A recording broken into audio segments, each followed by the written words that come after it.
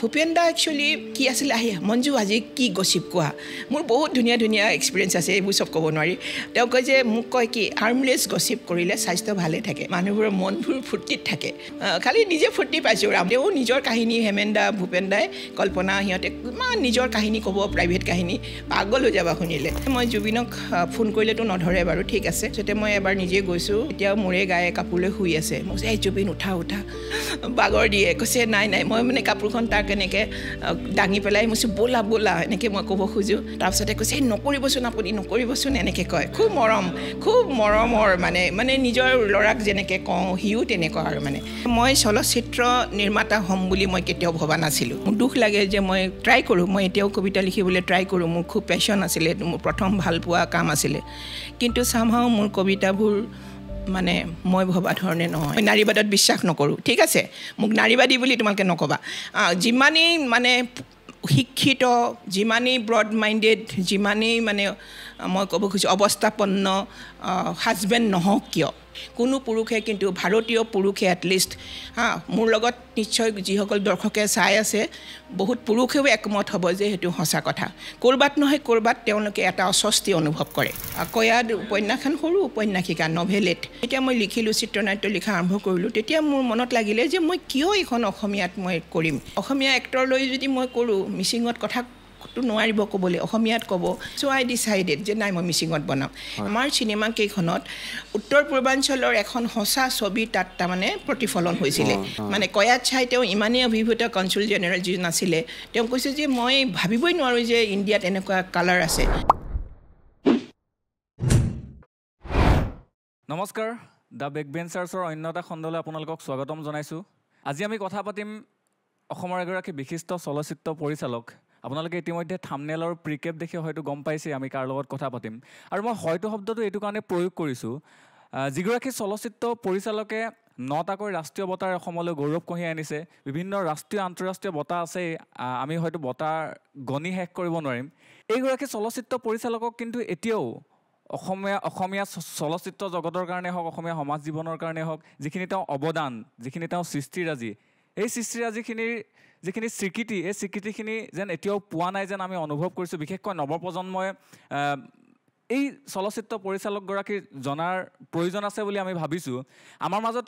উপস্থিত আছে বিশিষ্ট চলচ্চিত্ৰ পৰিচালক মঞ্জু বৰা বাইদেউ আমাৰ অনুষ্ঠানলৈ স্বাগতম জনাইছোঁ নমস্কাৰ বাকী খবৰ খাতি ভালে আছে বাইদেউ ভালে আছোঁ তোমালোক ভালে আছা ভালে বাইদেউ আমি একেবাৰে সাধাৰণভাৱে কথা পাতিম ইনফৰ্মেলি কথা একচুৱেলি এই পডকাষ্টৰ জৰিয়তে আমি নৱপ্ৰজন্মক হওক বা অসমবাসীক আমি আপোনাৰ বিষয়ে আপোনাৰ সৃষ্টিৰাজি বা আপোনাৰ অৱদানৰ বিষয়ে আমি জনাবলৈ চেষ্টা কৰিম বা আমি নিজেও জানিবলৈ চেষ্টা কৰিম আমি কথাৰ মাজেৰে আপোনাৰ বিভিন্ন চলচ্চিত্ৰ জগতৰ কথা পাতিম আপোনাৰ কৰ্মৰাজিৰ কথা পাতিম বাকী বাইদেউ আপোনাৰ শৈশৱৰ বিষয়ে অলপ কওকচোন আৰম্ভণি শৈশৱৰ মোৰ নিজৰ যিখন গাঁও মই য'ত জন্ম হৈছিলোঁ 1957 চনত জুন মাহত বহুত বছৰ আগৰ কথা এইটো এতিয়া মোৰ 68 বছৰ চলি আছে গোহাঁইগাঁও মেলেং গোহাঁইগাঁও বুলি কয় যোৰহাট টাউনৰ ওচৰত 9 কিলোমিটাৰ আঁতৰত তাৰপিছত আমি প্ৰথমে গাঁৱতে ডাঙৰ হৈছিলোঁ মোৰ গোটেই পৰিয়াল খেতিয়ক আছিল কিন্তু মোৰ দেউতা আৰু ককা তেওঁলোকে চাহ বাগানত কাম কৰিছিল কাৰণ ওচৰতে মেলেং চাহ বাগানখন দেউতা যদিও বাহিৰত কাম কৰিছিল কিন্তু 50ৰ ভূমিকম্পৰ সময়ত তেওঁ পাছিঘাট তেতিয়া সেই সময়ত পাছিঘাটৰ তেওঁ পলিটিকেল অফিচাৰৰ লগত কাম কৰি আছিল কিন্তু ভূমিকম্পৰ পিছত ঘৰলৈ গুচি অহাত তেওঁক আৰু ঘৰৰ পৰা ঘূৰি যাবলৈ নিদিলে গতিকে তেওঁৰো জীৱন পৰিক্ৰমা সলনি হৈ গ'ল মেলেং বাগানত সোমাব লগা হ'ল তাৰপিছত আমি তাতেই জন্ম হৈছোঁ তাতেই ডাঙৰ হৈছোঁ প্ৰথমে মই 6 মান শ্ৰেণীলৈকে গাঁৱৰ স্কুলতে পঢ়িছিলোঁ তাৰপিছত আহি মেলেং বাগানৰ প্ৰাইমেৰী স্কুলত পঢ়িবলৈ ল'লোঁ 3য় মানলৈকে তাত পঢ়িলোঁ তাৰপিছত গোহাঁইগাঁও ME স্কুল তাত পঢ়িলোঁ ক্লাছ 6লৈকে তাৰপিছত মোৰ গোটেই জীৱন পৰিক্ৰমাটো গোটেই কি ক'ম যে লাইফষ্টাইলটোৱে সলনি হৈ গ'ল কাৰণ মই যোৰহাট টাউনলৈ আহি সেই সময়ত বাল্য ভৱন খুব নাম কৰা স্কুল আছিল অসমৰ ভিতৰতে মই বাল্য ভৱনত ভৰ্তি হ'লোঁ ক্লাছ 7ৰ পৰা মেট্ৰিক দিয়ালৈকে 1973 চনত মই মেট্ৰিক পাছ কৰিছোঁ তেতিয়া মই যোৰহাটতে আছিলোঁ তাৰপিছত সেই বছৰত এটা কথা এইখিনিতে উল্লেখ কৰিলে নৱপ্ৰজন্মৰ কাৰণে মই কৈছোঁ খুব ভাল হ'ব সেই সময়তে স্কুল কলেজবিলাকত মাধ্যমটো অসমীয়া হ'ব লাগে বুলি এটা আন্দোলন আৰম্ভ হৈছিল অসমততো জানাই যে যিকোনো কথাতে আন্দোলন আৰম্ভ হৈয়ে যায় কিন্তু সেই সময়তো যিহেতু তেতিয়া ইংলিছ মিডিয়ামত হৈছিল স্কুলবিলাক ইংলিছ বা অসমীয়াত আছিলে মাধ্যম কিন্তু কলেজত অসমীয়া মাধ্যম লাগে বুলি খুব জোৰদাৰ এটা আন্দোলনৰ আৰম্ভ হৈছিল কিন্তু কিবা এটা কথাত মই কটন কলেজত সিটটো পাইছিলোঁ হোষ্টেলতো সিট পাইছিলোঁ কিন্তু দেউতাই কিবা এটা কথাত ভাবিলে যে তাই যদি এতিয়া অসমীয়া মিডিয়াম এতিয়া নতুনকৈ পাঠ্যপুথিবোৰ ওলোৱাও নাই সম্পূৰ্ণ টেক্সট বুকবিলাক অলপ অসুবিধা হ'ব পাৰে হোষ্টেলত সিট পোৱা সত্ত্বেও মই যোৰহাটৰ পৰা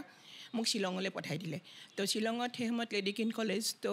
নেচাৰেলি তাত ইংলিছ মিডিয়াম তো দেউতাই ভাবিছিলে যে হয়তো যে এখন বহল সমাজ পালে আৰু ইংৰাজী ভাষাটো যিহেতু এতিয়াও আমাৰ অফিচিয়েল চৰকাৰী ভাষা হৈয়ে আছে তো ইংলিছ মাধ্যমত পঢ়িলে হয়তো মোৰ ভৱিষ্যতৰ কাৰণে সুবিধা হ'ব আৰু সেইটো কিন্তু একদম সঁচাই প্ৰমাণিত হ'ল কাৰণ এতিয়া মই পৃথিৱীৰ বিভিন্ন কোণত ঘূৰি ফুৰোঁতে দেখা পাইছোঁ আচলতে কম্পিউটাৰতে কাম কৰা বা এই টেকনিকেল চিনেমা নিৰ্মাণ এইবিলাক কাম কৰা তাত এতিয়াও আমাৰ তাৰমানে অসমীয়া ভাষাই যি ধৰণে প্ৰাধান্য পাব লাগিছিল বা সেই ধৰণৰ পাঠ্যপুথি হ'ব লাগিছিল হোৱা নাই গতিকে মোৰ হয়তো শ্বিলঙলৈ গুচি যোৱাৰ কাৰণে আৰু বিশেষকৈ এখন ডাঙৰ কসমপলিটান ছ'চাইটি মই লাভ কৰিলোঁ সেইটোৱে মোৰ গোটেই জীৱনটো গঢ় দিয়াত এটা বহল অৰ্থত মই কৈছোঁ বহুত সহায়ক হ'ল গতিকে শ্বিলঙত মই BA পাছ কৰিলোঁ ফিল'চফিত অনাৰ্ছ লৈ তাৰপিছত মই গুৱাহাটী ইউনিভাৰ্চিটিলৈ আহিলোঁ ফিল'চফিত MA কৰিলোঁ সেয়া হ'ল মোৰ শৈশৱত আৰু বহুত কথা আছে মই শিক্ষাগত যিখিনি শিক্ষাৰ ক্ষেত্ৰত যিখিনি তেতিয়াৰ পৰিক্ৰমাটোলৈকে আপুনি ক'লে সেই শিক্ষাটো মই ক'লোঁ বাকী আৰু বহুত কাহিনী আছে গাঁও আৰু চাহ বাগানৰ হয় আপুনি পষ্ট গ্ৰেজুৱেশ্যন কিমান চনত কৰিলে সেইটো আমাৰ একচুৱেলি 79 চনত হ'ব লাগিছিলে 1900 কিন্তু সেই সময়তে আন্দোলনৰ কাৰণে এবছৰ দুবছৰ পিছুৱাইছে মাধ্যম আন্দোলন সেইটো মাধ্যমটো আছিলে সেইটো 73 চন 72 তাৰপিছত তেনেকৈ মাধ্যম আন্দোলনে হওক তাৰ আগত ভাষা আন্দোলনে হওক তাৰ আগত সেইটো ভাষা আন্দোলন তাৰপিছতে অসম আন্দোলন মানে আন্দোলনটো জানিছা এতিয়ালৈকে বিভিন্ন ফেজত আমি খালি আন্দোলনেই কৰি আহিছোঁ মানে আন্দোলনৰ মাজেৰে জাতিটো কৰবাত গৈ আছে মানে ক'লৈ গৈ আছে ক'ব পৰা নাযায় হয়তো জাতিটোৱে গঢ় লৈছে হয়তো অসুবিধা হৈছে সেইটো মই ক'ব নোৱাৰিম এই মুহূৰ্তত কিন্তু এটা আমি কথা এটা ইয়াতে উল্লেখ কৰিব লাগিব যে 1935 চনতে জ্যোতিপ্ৰসাদ আগৰৱালাই যিটো আন্দোলন আৰম্ভ কৰিলে অসমীয়া চিনেমাৰ সেই আন্দোলনটোৰো কিন্তু আপুনি এগৰাকী নেত্ৰী নাই সেইটোতো হয় কাৰণ চোৱা যেতিয়া তেওঁ 1935 চনত জয়মতী নিৰ্মাণ কৰিছিল সেই সময়ত কিন্তু 1930 চনত প্ৰথম যিখন কি কয় টকি মানে ডাইলগ থকা প্ৰথম আলমাৰা ছবিখন 1930 চনত হৈছিল তাৰ 5 বছৰ ভিতৰতে আমাৰ অসমত একো ইনফ্ৰাষ্ট্ৰাকচাৰ নথকাকৈ অকলেই যুঁজি এখন চিনেমা নিৰ্মাণ কৰাটো ইমান সহজ কথা নাছিলে আৰু আটাইতকৈ ডাঙৰ কথা জ্যোতিপ্ৰসাদৰ যিটো তেওঁ বিষয়বস্তু লৈছিলে সেইটো আছিলে একদম ৰিয়েলিষ্টিক এটা বুৰঞ্জীৰ চৰিত্ৰ লৈছিলে জয়মতী হুৱেৰেজ সেই সময়ত কিন্তু গোটেই ভাৰতবৰ্ষতে বাঙালী হওক মাৰাঠী হওক তেওঁলোকে কিছুমান মানে ধৰ্মীয় কিছুমান চৰিত্ৰ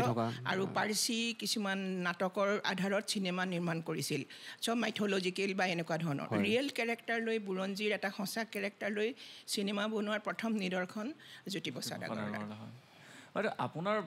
মানে যেতিয়া আপুনি পঢ়ি আছিলে আপোনাৰ মানে লক্ষ্য কি আছিলে জীৱনৰ মানে কি মানে হোৱাৰ সপোন দেখিছিলে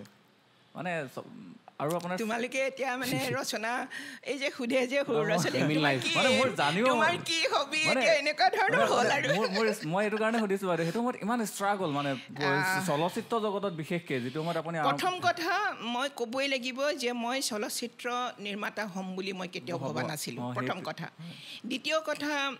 মই খুব সাহিত্য অনুৰাগী আছিলোঁ ক্লাছ 8, 9, 10ত মই বিশ্ব সাহিত্য পঢ়ি মোটামুটি শেষ কৰিছিলোঁ মানে ইংলিছ অৰিজিনেল অসমীয়া আৰু বাঙালী এই তিনিটা ভাষাত হিন্দীটো কিবা এটা কথাত মই নোৱাৰিলোঁ পিক আপ কৰিব, হিন্দীত মোৰ পঢ়া নহ'ল, কিন্তু অসমীয়া, ইংলিছ আৰু বাংলা এই তিনিটা ভাষাত মই সমানে কিতাপ পঢ়িছিলোঁ, আলোচনী হওক আৰু বাকী যিবোৰ কিতাপ ধৰা অনুবাদো পঢ়িছোঁ, অনুবাদ সাহিত্য, হেমিংৱেৰ পৰা ৱৰ্ডছৱৰ্থৰ পৰা আৰম্ভ কৰি যিমান শ্বেক্সপিয়ৰৰ ড্ৰামাৰ পৰা আৰম্ভ কৰি আৰু বাঙালী ধৰা বংকিমচন্দ্ৰৰ পৰা আৰম্ভ কৰি তাৰাশংকৰ বন্দ্যোপাধ্যায়, মানে যিমান শংকৰ মডাৰ্ণ ৰাইটাৰ বহুত চিনেমা কৰিছে তেওঁলোকৰ কাহিনীৰে, ইভেন তোমাৰ সত্যজিৎ ৰায়ৰ পথেৰ পাঁচালীও সেই উপন্যাসৰ ভিত্তি কৰিয়েই নিৰ্মাণ কৰা। গতিকে সেই কিতাপবোৰ 8, 9, 10তে পঢ়ি শেষ কৰিছিলোঁ। গতিকে সদায় এটা ইচ্ছা আছিল যে কিজানি মই গল্প, উপন্যাস, কবিতা লিখিম। কবিতা লিখিছিলোঁ তেতিয়া, ক্লাছ 7ত নে 6ত মোৰ প্ৰথম কবিতাটো জনমভূমি কাকতত প্ৰকাশ হয়। তেতিয়াৰ জনমভূমি যোৰহাটৰ পৰা ওলাইতো। তাৰপিছত গল্প লিখোঁ, তাৰপিছত ষ্টেজত কথা ক'বলৈ খুব টান পাওঁ, ভয় লাগে, নাৰ্ভাছ হওঁ, এতিয়াও নাৰ্ভাছ হওঁ। আচলতে কাইলৈ মই উৰিষ্যা যাম, পৰহিলৈ এটা মোৰ প্ৰেজেণ্টেশ্যন আছে, 500 দৰ্শকৰ আগত মই এটা স্পীচ দিব লাগিব। মই এতিয়াও টেনশ্যনত আছোঁ যে মই একো তৈয়াৰ কৰা নাইকিয়া, মই কি কৰিম, কি ক'ম, মই এতিয়ালৈকে ধৰিব পৰা নাই, কাৰণ মোৰ খুব টেনশ্যন হয় ষ্টেজত উঠিলে। সেইটো তেতিয়াও আছিল, এতিয়াও আছে, কিন্তু মই লিখি খুব ভাল পাইছিলোঁ। তো আকস্মিক বক্তৃতা বা তৰ্ক প্ৰতিযোগিতাত মই জইন নকৰিছিলোঁ, জোৰ কৰি ছাৰহঁতে উঠাই দিয়ে, কিন্তু মই ভয়তে কঁপি থাকোঁ। যিয়ে নহওক, গল্প, কবিতা এইবিলাক লিখা মোৰ খুব আছিল, কলেজতো লিখিছোঁ তেতিয়া। বাকী আৰু কাৰোবাক লগ পাইছোঁ পটককৈ ক্লাছত কোনোবা এজনী মোৰ লগত বহি আছে, এই তোক লৈ এটা কবিতা লিখোঁ। তেনেকুৱা কবিতাবোৰ এতিয়া যে অসমৰ বিভিন্ন ঠাইত ঘূৰি ফুৰোঁ, সেই লগৰ ছোৱালীবোৰে কয়, মঞ্জু তই লিখা কবিতাটো কিন্তু এতিয়াও আছে মোৰ লগত, এনেকৈ কয়। কিন্তু এতিয়া মই কবিতা লিখিব নোৱাৰোঁ, কাৰণ কবিতা লিখিবলৈ এটা বেলেগ ধৰণৰ পৰিৱেশ, আৰু মই ভাবোঁ এটা বেলেগ ধৰণৰ মন, বেলেগ ধৰণৰ এটা মানসিক স্বাধীনতা লাগে। সেই বস্তুটো চাগে এতিয়া মই হেৰুৱাই পেলাইছোঁ। মোৰ দুখ লাগে যে মই ট্ৰাই কৰোঁ, মই এতিয়াও কবিতা লিখিবলৈ ট্ৰাই কৰোঁ, মোৰ খুব পেশ্যন আছিলে, মোৰ প্ৰথম ভাল পোৱা কাম আছিলে, কিন্তু চামহাও মোৰ কবিতাবোৰ মানে মই ভবা ধৰণে নহয়। গল্প লিখোঁ, গল্প বহুত লিখিলোঁ, কৰোঁ মই, গল্প লিখোঁ বহুত, উপন্যাসো লিখিলোঁ এখন, কিন্তু সেইখিনিৰ কাৰণে মোক যিটো পৰিৱেশ লাগে বা যিটো মনৰ যিটো ইনস্পিৰেশ্যন বা মনৰ পৰা আহিব লাগিব ন বস্তুটো, সেইটো চামহাও আই লষ্ট ইট। সেইকাৰণে এতিয়ালৈ কি হৈছে, মই চিনেমাত বেছি কনচেনট্ৰেট কৰিছোঁ, আৰু চিনেমাৰ স্ক্ৰিপ্ট মই নিজে লিখোঁ, কিছুমান কাহিনী মোৰ নিজৰ, কিছুমান হয়তো অন্য খুব নাম কৰাৰ লেখকৰ, যেনেকৈ মোৰ শেহতীয়া চিনেমাখন ৰূপতীৰ্থৰ যাত্ৰী, সৈয়দ আব্দুল মালিকে লিখা এখন খুব জনপ্ৰিয় উপন্যাস, মালিক ছাৰে লিখা এখন। হয়। মানে বাইদেউ, এতিয়া আপুনি কথাখিনি ক'লে, আপুনি যে এগৰাকী সাহিত্য অনুৰাগী বা বাংলা ভাষাটো আপুনি অধ্যয়ন কৰিছিলে, সেই তেতিয়াৰ সময়ছোৱাত এনেকুৱা আছিলে। এতিয়াতো ছ'চিয়েল মিডিয়াৰ যুগ, বা আমি যদি চাবলৈ যাওঁ মানে একবিংশ শতিকাৰ যিটো প্ৰথম দশক বা দ্বিতীয় দশক, বহুতখিনি কথা বতৰা সলনি হৈ গৈছে। আপোনালোকে যিহেতু বিংশ শতিকাৰ শেষৰ ফালটো খুব ভালদৰে পাইছে, মানে এখন সন্ত্ৰাস জৰ্জৰ অসম, বিভিন্ন ঘাত প্ৰতিঘাতেৰে ভৰা এটা কাহিনী। এইখিনি সময়ত কিন্তু মানুহখিনিয়ে, সেই তেতিয়াৰ মানুহখিনিয়ে কিন্তু এই যথেষ্টখিনি আমি ভাবোঁ মানে অকণমান অধ্যয়নৰ প্ৰতি তেওঁলোকৰ বেছি আগ্ৰহ আছিল নেকি নে? নহয়, তেতিয়া ছ'চিয়েল মিডিয়া নাছিল, তেতিয়া চিনেমা খুব জনপ্ৰিয় আছিল ডেফিনেটলি। তাৰ বাদে হাততে পোৱাতে চিনেমাবোৰ নাছিল, হলত গৈ চাব লাগে। গতিকে টাইম পাছ কৰিবলৈ, সময় কটাবলৈ বা বিনোদনৰ বাদে তো কিতাপ পঢ়াৰ বাদে অন্য উপায় নাছিল। এতিয়া তাৰমানে কি হৈ গ'ল, এতিয়াৰ জেনেৰেশ্যনক আমি এইকাৰণেই দোষ দিব নোৱাৰোঁ, কাৰণ চব হাততে আছে, হাতৰ মুঠিত সেই সৰু মোবাইলটোতে চব পাই যায়। গতিকে তেওঁলোকে খুব কম সংখ্যক ল'ৰা ছোৱালীয়ে এতিয়াও কিতাপ পঢ়ে, আৰু সেইকাৰণে কি হয়, অলপ অসুবিধা মই পাওঁ, কাৰণ আমি দুইটা ষ্টেজ পাইছোঁতো। গতিকে মোৰ লগত কাম কৰিবলৈ অহা মোৰ এছিষ্টেণ্টসকল বা আৰ্টিষ্টক যেতিয়া মই সুধোঁ যে এইখন উপন্যাস বাৰু বা এই গল্পটো পঢ়িছানে, তেওঁলোকৰ উত্তৰ ন, কাৰণ তেওঁলোক নতুন প্ৰজন্মৰ ল'ৰা ছোৱালী। গতিকে ডেফিনেটলি তেওঁলোকে আব্দুল মালিকৰ উপন্যাস পঢ়া নাই, ডেফিনেটলি তেওঁলোকে অৰুণ গোস্বামীৰ গল্প পঢ়া নাইকিয়া। গতিকে সেইবিলাক হয়, কিন্তু যুগটোতো পৰিৱৰ্তন হৈ আছে ন অহৰহ, গতিকে সেই পৰিৱৰ্তনখিনিও আমি মানি ল'বই লাগিব। আৰু মোক তোমালোকে সুধিছিলা যে চিনেমাৰ কথা মই কেনেকৈ ভাবিলোঁ, মই কৈছোঁ যে মই সম্পূৰ্ণ সাহিত্য অনুৰাগী আছিলোঁ, আৰু এসময়ত ভাবিছিলোঁ যে মই এজন সাহিত্যিকেই চাগে হ'বলৈ বেছি ভাল পাম। তাৰপিছত মানুহৰ গোটেই ধ্যান ধাৰণা বদলি থাকে, পৰিৱেশে বদলাই দিয়ে। তো কলেজত তেনেকৈ কেইটামান গল্প লিখি জীৱন গ'ল, কিন্তু খুব ভাল ভাল চিনেমা চাইছিলোঁ। ভাল ইংলিছ চিনেমা, বাঙালী চিনেমা আৰু অসমীয়া যেতিয়াই সুবিধা পাওঁ খুব চিনেমা চাইছিলোঁ আমাৰ সেই সময়ত। আৰু মই এতিয়াও কৈ ভাল পাওঁ যে সেই সময়ত ঋতিক ঘটক, সত্যজিৎ ৰায়, মৃণাল সেন আৰু ইফালেদি বিমল ৰয়, ৰাজ কাপুৰ ইভেন আৰু ইংলিছ ডেভিড লিনৰ পৰা আৰম্ভ কৰি যিমান হলিউডি চিনেমা আছিলে ডাঙৰ ডাঙৰ, সেই চিনেমাবোৰ একদম গৌগ ৰাখি গিলিছিলোঁ। আৰু মোৰ খুব ভাল লাগিছিলে যে চিনেমাখন চাই মই ইমান অভাৰৱেলমড হৈ যাওঁ, ইমান বেছি ভাল পাওঁ যে খোৱা পাহৰি যাওঁ। হোষ্টেলত থাকিলে এনেও পকেট মানি খুব কম থাকে, গতিকে খুব চিনেমাখন চোৱা মানে ডাঙৰ, আমি অকণ পইচা সাঁচি চিনেমা চাব যাওঁ। সস্তা আছিলে টিকেট বহুত, কিন্তু আমাৰ পইচাও সিমান নাছিলে। গতিকে আহি কি কৰোঁ, কিছুমান নিজে মনে ভাবি কিছুমান সৰু সৰু টুকুৰা ছবি কিছুমান লিখিছিলোঁ। এতিয়া মোৰ আচৰিত লাগে, মই যিটো ষ্টাইলত লিখিছিলোঁ সেই একেটা ষ্টাইলত এতিয়াও মই ছিকুৱেঞ্চবিলাক লিখোঁ, চিনবিলাক লিখোঁ চিনেমাৰ। তেতিয়া চাগে মোৰ অৱচেতন মনত, আনকনচিয়াছ মাইণ্ডটোত বা মোৰ চিন্তাধাৰাত সেই চিনেমা মেকিঙৰ কিবা এটা হয়তো আছিল, যিটো কাৰণে মই দৃশ্যবোৰ এটাৰ পিছত এটাকৈ মই সজাই ধুনীয়া কিছুমান মই দৃশ্য লিখিছিলোঁ। বৰ আচৰিত লাগে ভাবিলে, কিন্তু তেতিয়া কেতিয়াও ভবা নাছিলোঁ যে মই চিনেমাৰ স্ক্ৰিপ্ট লিখিম বা চিনেমা নিৰ্মাণ কৰিম। ঠিক আছে, তাৰপিছত চিনেমাৰ কথাটো ভাবাই নাই কেতিয়াও। খুব ভাল চিনেমা চাওঁ, কাৰণ cinema is a very difficult খুব টেকনিকেল কাম, টেকন'লজি আছে পূৰা ইয়াত। গতিকে সেইধৰণে আমি ভাবিবৰ কোনো মানে অৱকাশেই নাই যে চিনেমা বনাম। সেই সময়ত গৈছে কিছুমান পুনে ইনষ্টিটিউটত গৈছে, আমি গম পাইছোঁ নিপন দাহঁত, পুণ্য দাস এইসকলে পুনে ইনষ্টিটিউটৰ পৰা পাছ কৰি আহিছে। শুনিলে ভাল লাগে, জাহ্নু বৰুৱা তেখেতসকলৰ কথা জানো, কিন্তু সেইটো আমাৰ টাইপৰ কথা, আমাৰ লক্ষ্য নাছিল। গতিকে চিনেমা বনোৱাৰ কথাটো কলেজলৈকে ভবা নাছিলোঁ। মানে গোটেই মহাবিদ্যালয়ৰ পিছৰ পৰ্যায়তহে আপুনি মানে চিনেমাৰ লগত? পিছতো মই ক'ব নোৱাৰিম যে চিনেমা নিৰ্মাণ কৰিম বুলি ভাবিছিলোঁ, কাৰণ সাহিত্যিকৰ চিন্তাটো গ'ল। মাজে এটা গল্প লিখোঁ, কবিতা খুব লিখিছিলোঁ ইউনিভাৰ্চিটিত থাকোঁতে।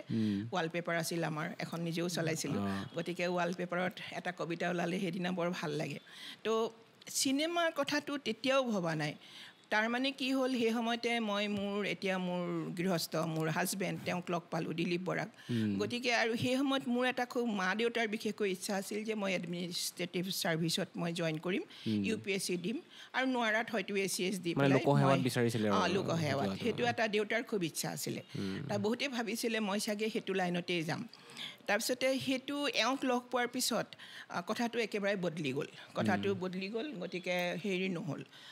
পৰীক্ষা দিয়া নহ'ল তেতিয়া। আৰু তেতিয়াতো MA পঢ়ি আছোঁ, কিন্তু MA পঢ়ি থাকোঁতে মই তেওঁক ক'লোঁ যে তুমি কিয় UPSCত নবহা, তুমিতো বহুত চোকা ল'ৰা, তোমাৰ লগৰতো বহুতে UPSC পাইছে, IAS পাইছে। কৈছে বোলে কৈছে মই ব্যুৰ'ক্ৰেটিক লাইফ মই ভাল নাপাওঁ। কৈছে মই ব্যুৰ'ক্ৰেট হ'ব নোখোজোঁ, মই ভাল নাপাওঁ। মই কৈছোঁ ভাল পোৱা নোপোৱাৰ কথা নহয়, পৰীক্ষাটোতো এবাৰ দিয়া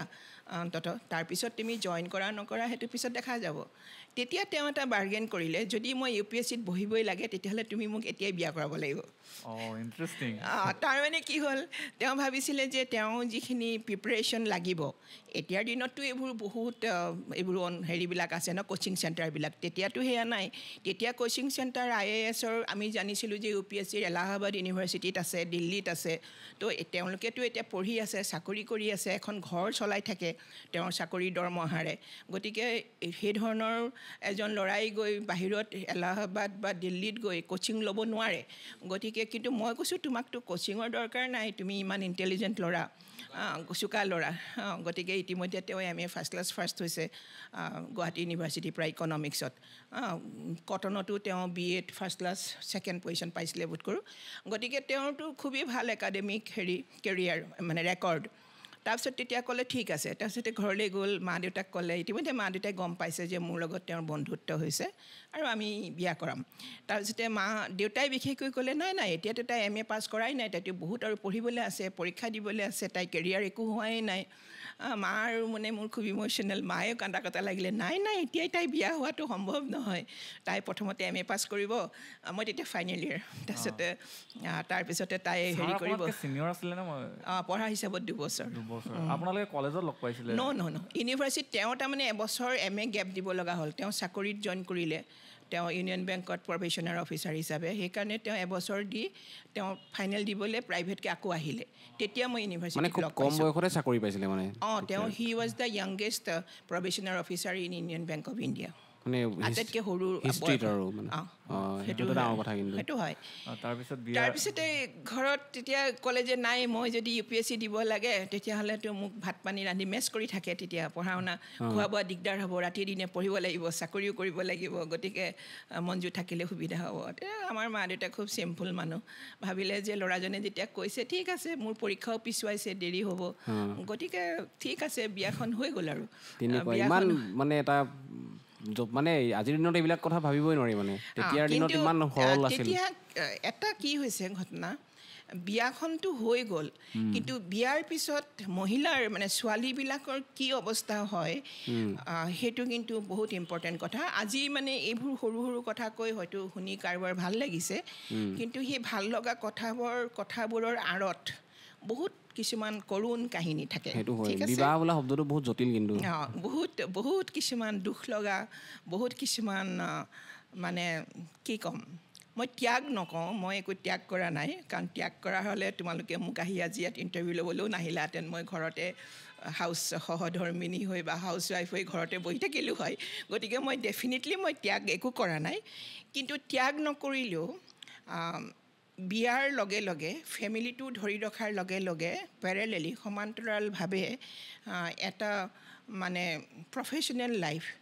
মই নকওঁ যে ডাক্তৰ ইঞ্জিনিয়াৰ প্ৰফেচাৰ হ'লে অসুবিধা হয় তেওঁলোকে হয়তো বেয়া পাব পাৰে এষাৰ কথা ক'লে তেওঁলোকৰ ষ্ট্ৰাগল আছে মই জানো মোৰ বহুত বান্ধৱী তেওঁলোকে কলেজৰ মানে প্ৰফেচাৰ হৈ ৰিটায়াৰ কৰিছে মই জানো তেওঁলোকৰো অসুবিধা আছে কিন্তু তথাপিও মই কওঁ যে মোৰ যিটো প্ৰফেশ্যন আমাৰ যিটো profession film making it's a 24 hours job 24 ঘণ্টাৰ এতিয়া তোমালোকে ইণ্টাৰভিউটো ল'বৰ কাৰণে মোক কিমান ক'লা মই ইণ্টাৰভিউ দিম নিদিম দেৱজিতৰ অনুক্ৰমে মই দিম বুলি ঠিক কৰিলোঁ কেইটামান কণ্ডিশ্যনত কিন্তু ইণ্টাৰভিউ নিদিয়াৰ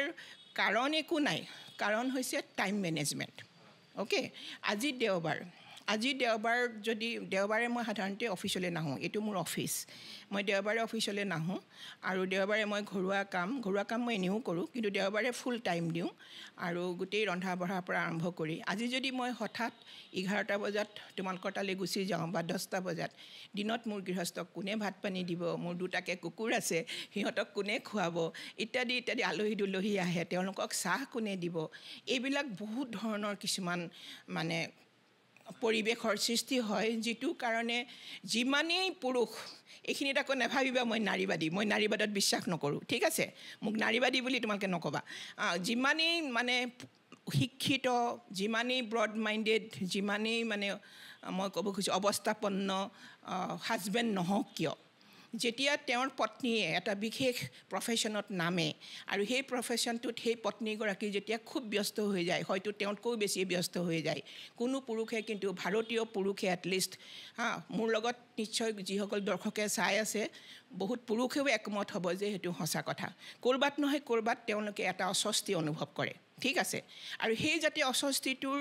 মানে সৃষ্টি নহয় ঘৰখনত সেই বেলেঞ্চ কৰিবৰ কাৰণে বহুত চিন্তা কৰিব লগা হয় মই নকওঁ যে মই ত্যাগ কৰিছোঁ কিবা মই একো ত্যাগ কৰা নাই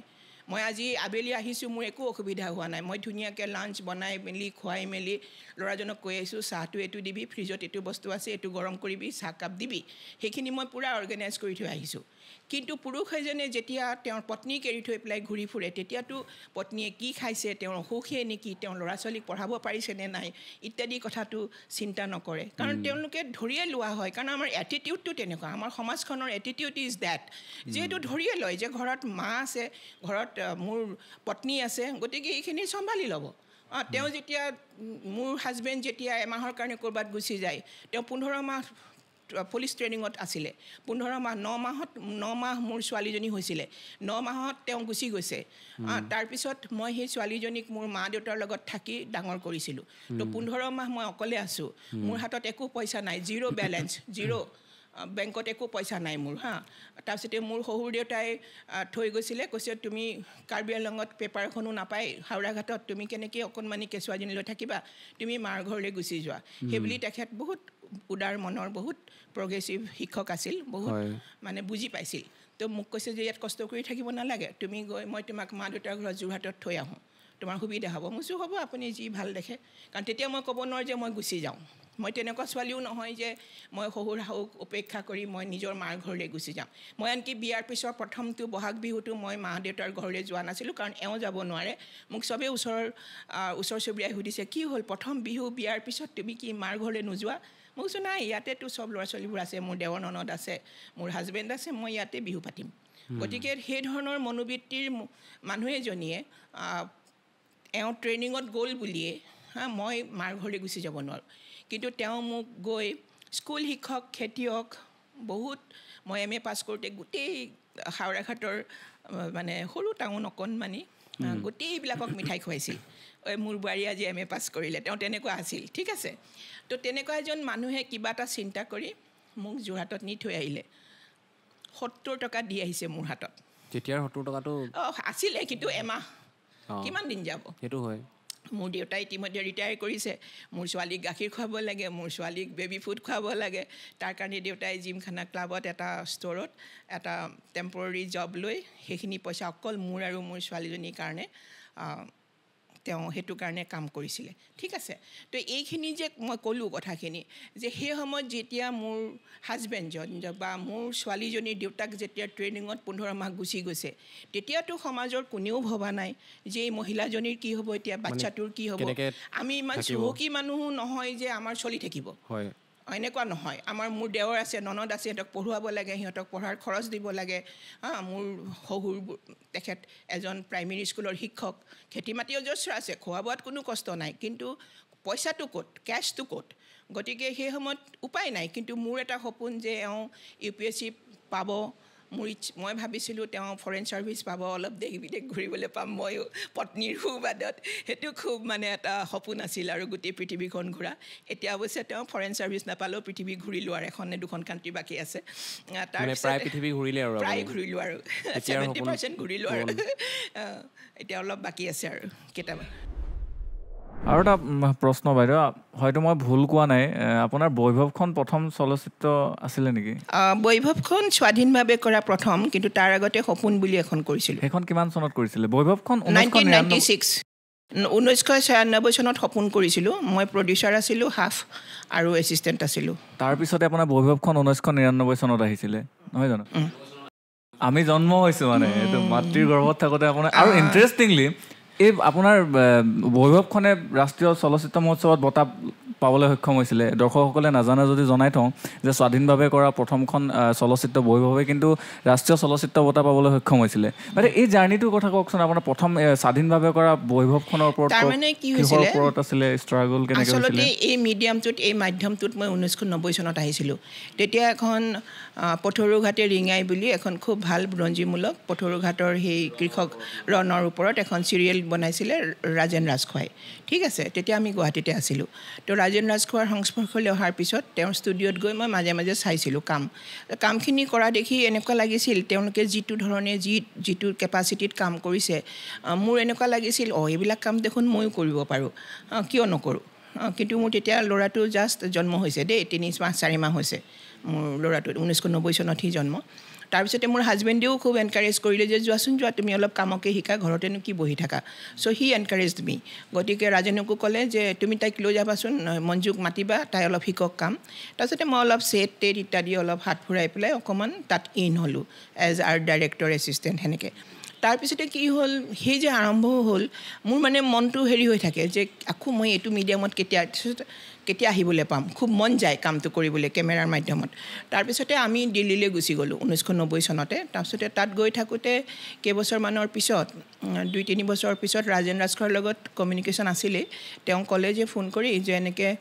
BBCৰ এগৰাকী মহিলা প্ৰডিউচাৰ আহিব তেওঁ এখন চিৰিয়েল কৰিবলৈ আহিব তাৰপিছতে চুইটেবল বয় বিক্ৰম ছেথৰ এখন খুব নাম কৰা উপন্যাস আছে চুইটেবল বয় সেইখনৰ ওপৰত ভিত্তি কৰি এখন চিৰিয়েল হ'ব আৰু বহুত ডাঙৰ প্ৰডিউচাৰ BBCৰ ভেৰিটি লেম্বাৰ্ট তেওঁৰ নাম তেওঁ BBC চেনেল 4ৰ প্ৰথম মহিলা প্ৰডিউচাৰ তাৰপিছতে ক'লে যে তুমি অকণমান কোঅৰ্ডিনেট কৰি দিবা মোক ক'লে মই কৈছোঁ ঠিক আছে তেতিয়া ল'ৰাও ডাঙৰ হৈছে সিহঁতি স্কুল যায় তাৰপিছত ছোৱালীও স্কুল যায় গতিকে মই ফ্ৰীয়ে তাৰপিছতে কি কৰিবলৈ দিলে সেইখিনি কাম মই ধুনীয়াকৈ আগতে কৰি থ'লোঁ কোঅৰ্ডিনেটৰ হিচাপে যিটো কৰিব লাগে তাৰপিছত ভেৰিটি আহিল অহাৰ পিছত মই তেওঁৰ লগত কাম কৰিলোঁ 2 সপ্তাহ সেই 2 সপ্তাহত যিটো মই তেওঁৰ কাম কৰাৰ যিটো মেথড দেখা পালোঁ যিটো ষ্টাইল সেইটো এতিয়ালৈকে মোক বহুত হেল্প কৰিছে কাৰণ ইমান মেথডিকেলি তেওঁলোকে কাম কৰে ইমান মানে টাইমত আৰম্ভ টাইমত শেষ আৰু তেওঁ প্ৰথমে মোক নমাই মোৰ ঘৰত কয় যে তোমাৰ বেবী আছে গতিকে you go first I will drop you first বাকী ইউনিট মেম্বাৰবোৰক নহয় মোক প্ৰথমতে তেখেতে নমাই দিয়ে আমাৰ ঘৰৰ আগত গতিকে তেওঁৰ সেই যে টাইমিং 9:30 গৈ মই পাব লাগে তেওঁৰ ওচৰ 9:30 পৰা আমি গোটেই দিনটো কাম কৰোঁ মাজত এটা সৰু লাঞ্চ ব্ৰেক তাৰপিছতে তেওঁক চব বস্তুবোৰ একাদিক্ৰমে লিখি যায় নোট কৰি যায় ময়ো সেইমতে চ' আই লাৰ্ণ একচুৱেলি এটা প্ৰডাকশ্যন চলাবৰ কাৰণে বিশেষকৈ নট এবাউট ডাইৰেকশ্যন প্ৰডাকশ্যন এটা চলাবলৈ যিটো মানে ছিষ্টেমেটিক ৱেটো লাগে সেই বস্তুটো মই ভেৰিটিৰ পৰা শিকিছোঁ BBCৰ সেই মহিলাগৰাকী কিবা এটা কথাত বিক্ৰম ছেথৰ সেই উপন্যাসখন চিৰিয়েলখন নহ'লে মই এছিষ্টেণ্ট হিচাপে কাম কৰিলোঁ হয় এডি হিচাপে কিন্তু সেইটো হোৱালে হয়তো মোৰ আৰু বেছি ক্ৰিয়েটিভ ফিল্ডখনত আৰু বেছি মোৰ এক্সপিৰিয়েঞ্চ হ'লহেঁতেন কিন্তু আনফৰ্চুনেটলি নহ'ল এতিয়া নেটফ্লিক্সে কিন্তু সেইখন বনালে চুইটেবল বয় নেটফ্লিক্সত আছে চিৰিয়েলখন এতিয়া নেটফ্লিক্সত আছে মানে আছে হয় তাৰপিছত ভেৰিটিক মই পিছতো লগ পাইছোঁ লণ্ডন যাওঁতে তেওঁৰ অফিচত গৈছোঁ একদম প্ৰপাৰ লণ্ডনত তেওঁৰ অফিচ তেওঁ মোক নিজৰ পাৰ্চনেল গাড়ী দিছে গোটেই দিনটো ফুৰিবৰ কাৰণে গতিকে মই সেই গৰাকী লেডিক মানে মই সদায় ইনস্পায়াৰ্ড আৰু কেতিয়াও মই নাপাহৰোঁ সেই যে আৰম্ভ হ'ল আকৌ ঘূৰি আহিলোঁ তাৰপিছত আকৌ তেতিয়া আমি 96ত ঘূৰি আহিলোঁ ইয়ালৈ এওঁ ডেপুটেশ্যন শেষ হ'ল দিল্লীত তেতিয়া ৰাজেনে আকৌ ফোন কৰিলে যে মই এখন চিনেমা বনাবলৈ লৈছোঁ সপোন কমাৰ্চিয়েল মঞ্জুৱে কাম কৰিব নেকি তাৰপিছতে দিলীপে তেওঁতো ভালেই পালে সদায় মোক কাম কৰিবলৈকে ঠেলি থাকে যোৱা ঘৰত বহি নাথাকিবা কাম কৰা মানে এওঁ সদায় সেইটোৱে কৈ থাকে মানে তেখেতৰ অনুপ্ৰেৰণা অফক'ৰ্ছ সেইটো আৰু সেইটো মই কম পিছৰ ফালে যে আচলতে কি হয় চিনেমা মেকিঙৰ নিচিনা এটা 24 ঘণ্টা সময় দিব লগা প্ৰফেশ্যনত যদি ঘৰৰ পৰিয়ালবৰ্গই আৰু নিজৰ মানে হাজবেণ্ডজনে যদি ছাপোৰ্ট নিদিয়ে মই ভাবোঁ যে কোনো মহিলাই বা কোনো ছোৱালীয়ে পৰিয়ালৰ হেৰি নহ'লে ছাপোৰ্ট নহ'লে এই কামটো কৰিব নোৱাৰে কৰে কিন্তু বহুত ধৰণে উজুতি খায় আপোনালোক দুইজনৰ কেৰিয়াৰৰ ক্ষেত্ৰত কিন্তু দুইজনে বহুত ছাপোৰ্ট কৰিছে নাই সেইটো ছাপোৰ্ট ডেফিনেটলি আছে মানে সেই তেতিয়াৰ দিনত ধৰক তেওঁ UPSC পাছ কৰাই নাই আপুনি কিমান জীৱনত কিমান ডাঙৰ এটা মানে ডিসিশন লৈছে মানে এটা সিদ্ধান্ত পাইছে একটা এপিয়াৰেন্সতে তেওঁ UPSC IPS মানে পিছফালৰ পৰা অনুপ্ৰেৰণা মই পঢ়ি থাকো তেতিয়া মই প্ৰেগনেন্ট মোৰ ছোৱালীজনী মই পঢ়ি থাকো তেওঁ মানে দিনটো অফিচৰ কাম কৰি বেংকৰ ভাগৰি যায় মোক কৈ ৰিড ইট মোৰ মাইক্ৰ ইকনমিক্সৰ ডাঙৰ একদম টেক্সট বুকখন কেইটামান পেজ মুখস্থ হৈ গৈছিলে মই পঢ়ি থাকো তেওঁ শুনি মনত ৰাখে তেওঁ পঢ়াৰ ধৰণটো একদম বেলেগ মানে text book from 1 to 500 page পুৰা এফালৰ পৰা পঢ়ি যায় এটা পেজো নেৰে আৰু মই হেৰি কৰোঁ মোৰো ভাগৰ লাগে মোৰ ঘূৰাই তাৰপিছত তেনেকৈ পঢ়িছিলে কিতাপ পত্ৰ পাবলৈ নাই পেপাৰ নাই ৰেডিঅ' নাই টিভি নাই তো সেইবিলাক এটা কথা তাৰপিছতে সেই তেনেকৈ 96ত আহিলোঁ গুৱাহাটীলৈ সপোনৰ লগত জড়িত হৈ পৰিলোঁ কিন্তু তেতিয়া মই মৃণালকান্তি দাস আৰু দুজনমান মানুহক লগ পালোঁ তেতিয়া এই জীৱন ডাউকা অৰুণলোচন দাস ফটিক বৰুৱা এইবিলাকক মই তেতিয়াই লগ পাইছোঁ মৃণালে মোক সদায় কৈ থাকে যে বাইদেউ সেইখনতো commercial cinema with a meaning ভাল আছিলে চিনেমাখন ক'লে যে আপুনি হেৰি কৰক চিৰিয়াছ চিনেমা বনাওক আপোনাৰ এইবিলাক খাদ্য নহয় মই কেনেকুৱা চিৰিয়াছ সেই সময়তে মই ৰাগ বিৰাগ আৰু অদাহ্য চাইছিলোঁ খুব ভাল লাগিছিল দুইখন চিনেমাই বৰ সুন্দৰ চিনেমা তাৰপিছতে মই ক'লোঁ ঠিক আছে তেতিয়া ক'লে নাই আপুনি ৰঞ্জিত শৰ্মাৰ ওচৰলৈ যাওক তেখেতে স্ক্ৰিপ্ট দিব ৰঞ্জিত শৰ্মাৰ স্ক্ৰিপ্ট ৰাইটাৰ তেখেতৰ ওচৰত মই ক'লোঁ যে মই এনেকুৱাকৈ বনাব খুজিছোঁ ক'লে মোক 1 লাইন ষ্টৰি দিয়ক মই এটা 1 লাইন ষ্টৰি দিলোঁ তেখেতক সেইটোৰ ওপৰত লিখিবৰ কাৰণে স্ক্ৰিপ্টখন কিন্তু সামহাও আমাৰ সব ৰেডি হৈ গৈছিলে স্ক্ৰিপ্টখন কিন্তু আমি আমেৰিকাত আধা শ্বুটিং কৰিব লাগে আৰু আধা আমি গুৱাহাটীত মানে আপাৰ আসামত কৰিম কিন্তু কিবা এটা কথাত আমাৰ 6জন ক্ৰু মেম্বাৰ আমি কলিকতাত ভিছাৰ কাৰণে গৈছিলোঁ US ভিছা পোৱাটো বহুত দিগদাৰ মই আৰু এজনে পাওঁ কিন্তু বাকি 4জনে নাপায় আৰু আমি যদি গোটেই ক্ৰু মেম্বাৰ্ছখিনি কেমেৰামেন আৰু মোৰ এছিষ্টেণ্ট যদি নাযাওঁ তাত হায়াৰ কৰাটো বহুত এক্সপেঞ্চিভ আমি আমেৰিকাত কেমেৰামেন লৈ চিনেমা কৰাটো অসম্ভৱ গতিকে এতিয়াওতো আছে কিন্তু ফান লাগে পইচা এতিয়াও ভিছাৰ দিগদাৰ হয় তাৰপিছত যিয়ে নহওক সেইটো নহ'ল তেতিয়া মোৰ মনচন খুব বেয়া কিন্তু আকৌ এওঁ ক'লে হাজবেণ্ডে যে কিয় চিন্তা কৰিছে এতিয়া আমি অন্য এখন চিনেমা বনাম তেতিয়া বৈভৱৰ কাহিনীটো আৰম্ভ হ'ল বৈভৱৰ চিনেমাখন তেনেকৈ আৰম্ভ হ'ল তাৰপিছতে বৈভৱ বনোৱাৰ পিছততো এতিয়ালৈকে 15খন চিনেমা নিৰ্মাণ কৰিলোঁ আৰু আপুনিতো মিচিং জনগোষ্ঠী বড়ো জনগোষ্ঠী কয়াদ মিচিং জনগোষ্ঠীৰ এখনৰ ওপৰত ভিত্তি কৰিছে বিভিন্ন জাতি জনগোষ্ঠীৰ ওপৰত আপুনি বাস্তৱিক ছবি প্ৰতিফলিত কৰিছে চিত্ৰনাট্যৰ ৰূপ দিছে আপুনি বিভিন্ন ঠাইত ঘূৰিছে এই আপুনি আমি জানিব পৰা মতে আপুনি অৰুণাচল চীন সীমান্ততো আপুনি হেৰি কৰিছিলে শ্বুটিং কৰিছিলে জনগোষ্ঠীৰ বিষয়ে জানিছিলে আপোনাৰ সেই অভিজ্ঞতাবিলাক কেনেকুৱা আছিলে মানে নহয় আচলতে কি হ'ল এই যে বেলেগ জনগোষ্ঠীৰ ভাষাত যে চিনেমা কৰিবলৈ ল'লোঁ তাৰ এটা খুব ইম'শ্যনেল চেণ্টিমেণ্টেল কাৰণ আছে সেই কাৰণটো হৈছে এই যে গোটেই পৰিক্ৰমাটোত মোৰ জীৱন পৰিক্ৰমা মই অকল চিনেমা বনোৱাৰ কথা কোৱা নাই গোটেই জীৱন পৰিক্ৰমাত ইমান মানুহ ল'ৰা ছোৱালী লগ পালোঁ আমাৰ গাঁৱৰ ওচৰতে কছাৰী মানুহ থাকে আমাৰ গাঁৱৰ ওচৰতে মিচিং মানুহ থাকে আৰু মই যেতিয়া শ্বিলঙত গৈ পঢ়িছিলোঁ যেতিয়া সেই 7খন ষ্টেটৰ সব ছোৱালীবোৰ আহি তাত আছিলে মিজো নাগা খামতি মানে অসমৰ বড়ো মিচিং সব ভাষা আৰু সিহঁতে সবেই কিন্তু ভঙা ভঙা অসমীয়া কয় পাৰে খাচিয়া জয়ন্তীয়া সব মোৰ ফ্ৰেণ্ড আছিলে সেইবিলাক আমি কিন্তু ইংলিছত কথা পাতোঁ নহ'লে হিন্দী আৰু সিহঁতে কিন্তু অসমীয়া ক'ব জানে অলপ হ'লেও মই কেতিয়াও খাচী 2-এটা বাক্যৰ বাদে মই নিশিকিলোঁ জয়ন্তীয়া মোৰ ৰুমমেট আছিলে 2 বছৰ 2-এটা ভাষাৰ বাদে মই নিশিকিলোঁ because we do not have that intention কিবা এটা ভাষা শিকিবলৈ হ'লে আমাৰ সেই ধৰণৰ এটা মানসিকতাও লাগিব যে আমাৰ আমি তাত কোনো ধৰ্ম কোনো